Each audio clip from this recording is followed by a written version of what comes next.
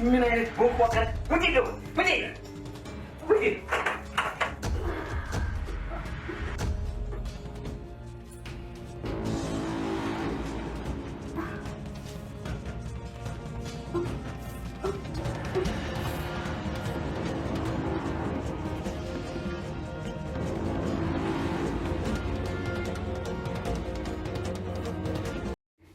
እኔ ለሰላም በጣም ደስ ብሎኛል። ምክንያቱም አልማዝ አልሞተችም፣ አልማዝ ተነስታለች ማለት ነው። በጣም ደስ የሚልና አዳዲስ ነገሮችን ያየንበት ክፍል ነው ማለት ነው። ሰላም ጤና ይስጥልን ውድና የተከበራችሁ የቻናሌ ተከታታዮች፣ ዛሬም እንደተለመደው በአዲስ ቪዲዮ መጥቻለሁ ማለት ነው። ይህም በአደራ ድራማ አደራ ድራማ እጅግ አዝናኝና ቁም ነገር አዘል ድራማ ነውና እናንተም በትዕግስትና እንዲሁም በጽሞና ታዳምጡ ዘንድ ተጋብዛችኋል። ከእናንተም የሚጠበቀው ላይክ፣ ሼር፣ ኮሜንት እያደረጋችሁ አበረታቱኝ። እናም ሰላም አሁን ላይ ያው እሷም ባታውቅም በጣም ደስ የሚል ነገር ነው ማለት ነው። አስባችሁታል ቤተሰብ? አሁን ላይ ሰላም እንግዲህ ብሌን ልጇ መሆኗን አታውቅም፣ ነገር ግን ውስጧ ይነግራታል። እንግዲህ ሳሎን ላይ አስተኝቷት በሚሄዱበት ሰዓትም ቅዠት አላስተኛት ብሎ ወዲያውኑ ሄደችው ወደ ብሌን ቤት ነበረ።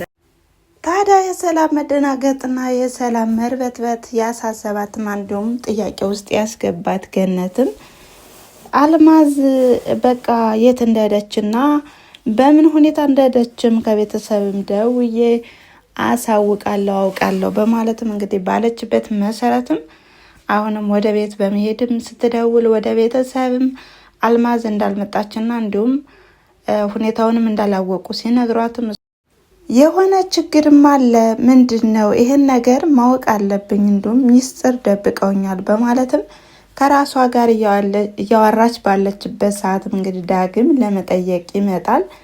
ዳግምም እንግዲህ የተለመደውን ምርቃትም ከተቀበለ በኋላም ሲተቃቀፉም እንግዲህ ገነትን በጣም ደስ ብሏታል። ደስ የሚል ስሜት ነው የተሰማት። እንዲሁም ዳግምም እንዴት ነው ምንድን እንደሆነ አላውቅም፣ ነገር ግን እኔ ደስ የሚል ስሜት ተሰማኝ፣ ሳቅፍህ የጠፋው ልጅን አይነት ስሜት ነው፣ ልጅን ሳቅፈው የሚሰማኝ ስሜት ነው የተሰማኝ በማለትም እንግዲህ ሁኔታውንም እየነገረችውም ነበረ። አሁንም ዳግምም አሁንም በጣም የሆነ ደስ ባለውና ውስጡ ፈገግታ በተሞላበት እየተናገረ ነበር። ታዲያ እዚህ ላይ የሚያሳየው እንግዲህ ዳግምና ገነት እናትና ልጅ መሆናቸውን ያሳያል ማለት ነው። ሰላም ለብሌንም ሳቅፍሽ ልክ እንደ ልጄ ነው የሚሰማኝ በማለትም እንግዲህ ፍቅሯንም ስትገልጽላትም ነበረ። ታዲያ አሁንም ዳግም እንግዲህ ለብሌን ደስ የሚለው ነገር የቃልን የድምፅ ቅጅ ማለት ነው አሰምቷታል። በዚህም አልማዝ እውነተኛ እናቷ እንዳልሆነችና ተከፍሏትም እንደመጣች ስትሰማም ሪከርዱን ስትሰማ በጣም ነው ያዘነችው። ቃል ይሄን የምታደርገው በቃ ምን አድርጊያት ነው እያለችም እንግዲህ ቃልንም እየወቀሰችም ነበረ። በዚህም ዳግም አሁንም ራስሽን ሆነሽ አሳያት፣ አንቺ ጎበዝ ሆነሽ አሳያትም ሲላትምና ሲያጽናናትም ነበረ። ነገር ግን አሁንም ብሌን ጸጸት እየተሰማት ነው። ምክንያቱም ገነትን ጥላት እንዳሰበችና እንዲሁም በቃ ሁኔታውን ወደ እናቷም እንደምትሄድ ስታስብ እኔም ማረባ ነኝ ለካ ዋነኛዋን እናቴን ጥዬ ለመሄድ ሳስብ እኔ በጣም የማልሆን ሰው ነኝ ያለችም ራሷንም እየወቀሰች ነበር። በዚህም ደግሞ ዳግም እያጽናናትም ነበር። ዳግም እንግዲህ ፍቅሩንም እየገለጸላት ነው። እሷም እንግዲህ ፍቅር የገባላት ትመስላለች። እንደዚህ አታሽኮርመመኝ፣ እንዴት ነው የምታየኝም እያለችም እንግዲህ ተመልክተናቸዋል ማለት ነው። እና በጣም ደስ ይላሉ። ከዚህ ላይ እንግዲህ በጣም እናትና ልጅ የእውነት ኧረ በቅርቡ ቢነገሩ ምን አለበት። እንግዲህ እውነታው ይወጣል ብዬ ተስፋ አድርጋለሁ። ሰላም ያለ ልጇ የምትሰቃይበት እንዲሁም ብሌንም እናቴ ናት እያለችም ከምትሰቃይ በቅርቡ ይፋ ቢያደርጉ አሪፍ ነበረ። ለተመልካችም ልብ አንጠልጣይ ሆኗል ማለት ነው። ደግሞ ደስ የሚለው ነገር አዲስ ነገሩ ዳግምና ገነት እናትና ልጆች ይመስላሉ። ምክንያቱም አሁንም ዳግም በቃ የሆነ ስሜት ነው ሳቅፍሽ የሆነ ስሜት ይሰማኛል እያለም ነበረ። እንዲሁም ገነትም የጠፋው ልጄን ሳቅፍ እንደሚሰማኝ ስሜት ነው የሚሰማኝ፣ እንዴት ነው ነገሩ እያሉ ሁለታቸው እንግዲህ እያወሩ ነው። ደስ የሚለው ነገር እኔ እንደማስበውና እንደገመትኩት እንግዲህ ዳግም የገነት ልጅ ነው ማለት ነው።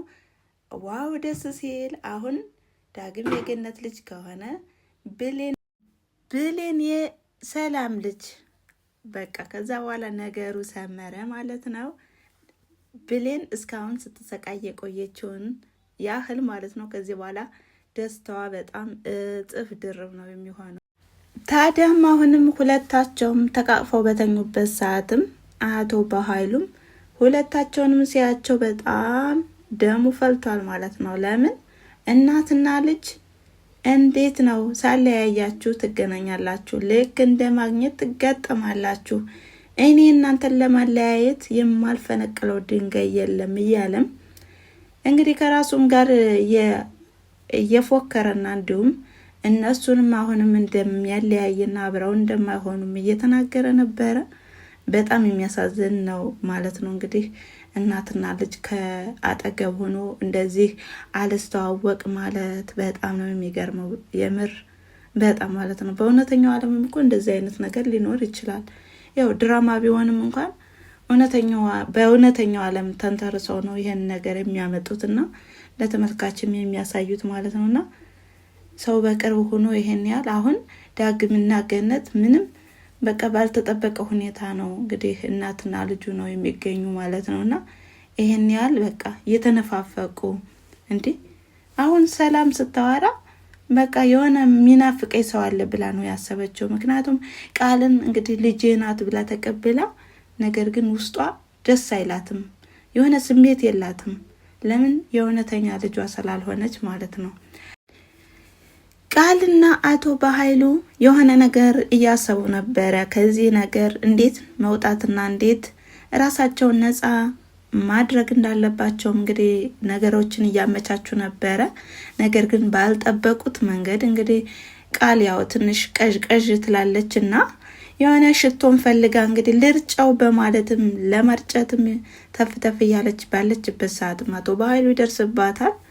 ምን እያደረግሽ ነው አንቺ ቀበጥ ሲላትም እንግዲህ ያው ሰው እንዳይጠረጥር እንደዚህ ላድርግ እኮ ነው በማለትም ትመልስለታለች። ታዲያ ያው ሂጂና አርጮ ይላታል። ስትሄድም እንግዲህ ፈርታለች ማለት ነው። ከዛ ያው ምን ያንበቀብቅሻል ቦቅቧቂትና ሄዶም ሲያይ እንግዲህ አጅሪት አልማዝ ፌንት በልታ ነበር ለካ። ጉድ! ደስ የሚለው ነገር እኔ ለሰላም ነው ደስ ያለኝ። ምክንያቱም ባላወቀችበት መንገድ እንዲሁም ለገነት ብላ ነው እንግዲህ ይሄን ነገርም ያደረገችው ማለት ነው። አንደኛ ለገነት፣ ሁለተኛ ደግሞ ልጅን እንዴት ትናገሪብኛለሽ በማለት ነበረ በስሜታዊ እንግዲህ በጥፊ የቀላቀለቻትና መሬት ላይ የዘረረቻት። እናም በጣም ነው ደስ የሚለው ነገር ግን የሁለቱ የእናትና ልጅ ነገር አሁንም እንደቀጠለ ነው ማለት ነው። ቃልም አርፋ አትተኛም፣ አቶ በኃይሉም አርፎ አይተኛም።